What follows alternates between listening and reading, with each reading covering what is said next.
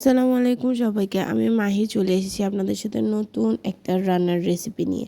এটা হচ্ছে একটা ডেজার্ট যেটা আমরা গরমের টাইম অথবা দুপুরে খাওয়ার পর মানে ডেজার্ট হিসেবে আমরা এই জিনিসটা খেতে পারি। আর এটা রেডি করা অনেক বেশি সহজ, শুধুমাত্র 15 মিনিটে এই সুন্দর ডেজার্টটা রেডি করে ফেলতে পারবে। আর হাতের কাছে যদি উপকরণগুলো থাকে, যে কেউ ছোট বাচ্চা থেকে শুরু করে বড়রাও এই ডেজার্টটা অনেক তাড়াতাড়ি বানাতে পারবে। তো আমি ডেজার্টটা রেডি করার জন্য প্রথমে হাফ লিটার দুধ নিয়েছি, আর হাফ লিটার দুধগুলোকে ঘন করে ফেলতে হবে, মানে এই 500 গ্রাম দুধকে ঘন করে 300 গ্রাম করে ফেলতে হবে। আর এই দুধ ঘন হওয়ার পর এখানে আমি দিয়ে দিব হচ্ছে হাফ টেবিল চামচ আগার আগা পাউডার। এই আগার আগা পাউডারটা আপনারা যে কোনো গ্রসারি শপ বা যে কোনো দোকানে পাবেন। তারপর হচ্ছে একটা প্যানে আমি পানি দিয়ে হাফ টেবিল চামচ আগার আগা পাউডার, তারপর 2 টেবিল চামচ চিনি আর ইয়েলো ফুড কালার। এখানে যে কালারটা ইউজ করবে সে চাইলে সেই কালারটা দিতে পারবে। আর কালার বেশি হলে দেখতেও সুন্দর লাগে আর খেতেও অনেক বেশি মজা হয়।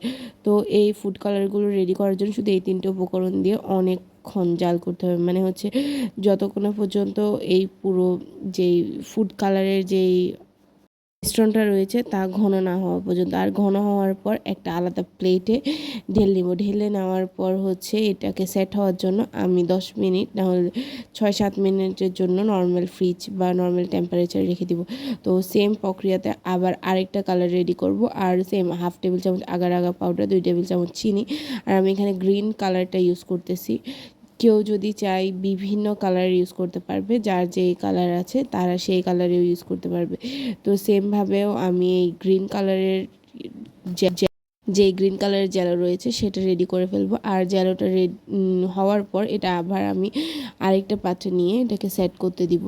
এটা 3-4 মিনিট অথবা কমপক্ষে 6-7 মিনিট রাখলেও এই জ্যালোটা সেট হয়ে যায়। তারপর দিয়ে দিব হচ্ছে সাবুদানা অনেকে চিনে, আর যারা চিনে না তারা দোকানে থেকে কিনে নিয়ে আসতে পারবে। আর এগুলো সাবুদানা আমি এখানে 2 টেবিল চামচ সাবুদানা দিয়েছি, যেগুলো ধুয়ে আমি গরম পানিতে সিদ্ধ করে নিব।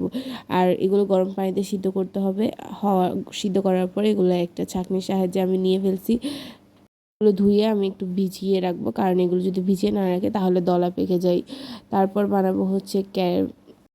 বানাবো ক্যারামেল। আর ক্যারামেলকের জন্য আমি এখানে 3 টেবিল চামচ চিনি নিয়েছি। চিনিগুলো আমরা প্যানে দেওয়ার পর অনেকক্ষণ নাড়াচাড়া করব যাতে চিনিগুলো সুন্দরভাবে গলে যায়। আর আমি এখানে কোনো এক্সট্রা চিনি ইউজ করব না দুধের সাথে, যার কারণে আমি ক্যারামেলটা রেডি করব। আর এখানে আমি সামান্য দুধ দিয়ে দিয়েছি। কেউ যদি পানি ইউজ করতে চায় তারা পানিও ইউজ করতে পারে। আর এই ক্যারামেলটা আমি পুরোটা ব্রাউন হওয়া পর্যন্ত করছি। আর এই পর্যায়ে আমার ক্যারামেল রেডি। ক্যারামেলগুলোকে আমার থেকে এই অবস্থায় দুধ ঢেলে দিতে হবে এখানে, কারণ এগুলো যদি বেশি ঠান্ডা হয়ে যায় তাহলে শক্ত হয়ে যেতে পারে। আর এরপর আস্তে আস্তে দুধগুলোকে ক্যারামেলের সাথে মিক্স করতে হবে যাতে ক্যারামেলগুলো গলে যায়। চামচের সাহায্যে বারবার ক্যারামেলগুলোকে গরম দুধের মিশ্রণের সাথে মিক্স করতে হবে। আর এগুলো কিছুক্ষণ মিক্স করলে হচ্ছে ক্যারামেলগুলো গলে যাবে। আর এখানে যে ক্যারামেলের ফ্লেভার আর চিনিটা রয়েছে তা অনেক সহজে দুধের সাথে মিক্স হয়ে যাবে। ক্যারামেল দেওয়ার কারণে এখানে অনেক একটা সুন্দর কালারও চলে আসছে। আর তারপর দিয়ে দিব হচ্ছে সাবুদানা। আর সাবুদানাগুলো আমি ভিজিয়ে রাখছিলাম, যার কারণে দলা পাকায় নাই।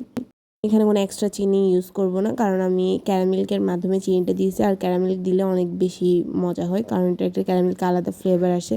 তারপর আমি যেগুলোকে নিজের পছন্দ মতো সাইজে কেটে নিয়েছি। এখানে শুধু 2টা জেলও ইউজ করছি, 2টা কালারের। আপনারা চাইলে 3-4টা কালারও ইউজ করতে পারবেন, যার কাছে যে কালারগুলো থাকে। তারপর আমি যেই বলে ডেজার্টটা রেডি করব সে বলে আমি 2টা কালারের জেলও দিয়েছি। তারপর যে দুধের আর সাবুদানার মিশ্রণটা ছিল ওটা দিয়ে ভালো করে মিক্স করে নিব। মিক্স করার ফলে দুধের চারপাশে হচ্ছে এই জেলোটা দেখাবে। তারপর এগুলো আমি 10 মিনিটের জন্য ফ্রিজে রেখে দিব। ফ্রিজে নর্মালে রাখলেই হবে যাতে এটা পুরোটা সেট হয়ে যায়। আর আগার আগা পাউডার ইউজ করার ফলে এটা দেখতে অনেক বেশি সুন্দর হয়, কারণ এই পুরো জেলোটা সেট হয়ে যায়। তো আজকের ভিডিও এতটুকু। এটা হচ্ছে আমার একটা সহজ রেসিপি। যারা আমার ইউটিউব চ্যানেল থেকে দেখতেছো হেলেন কিচেন থেকে, তারা একটা লাইক দিবা, নতুন হলে সাবস্ক্রাইব করবা। যারা Facebook page experience with Mahi থেকে দেখতেছো তারা একটা লাইক দিবা, আর নতুন হলে ফলো করবা। আর এটা হচ্ছে রমজানের জন্য স্পেশাল।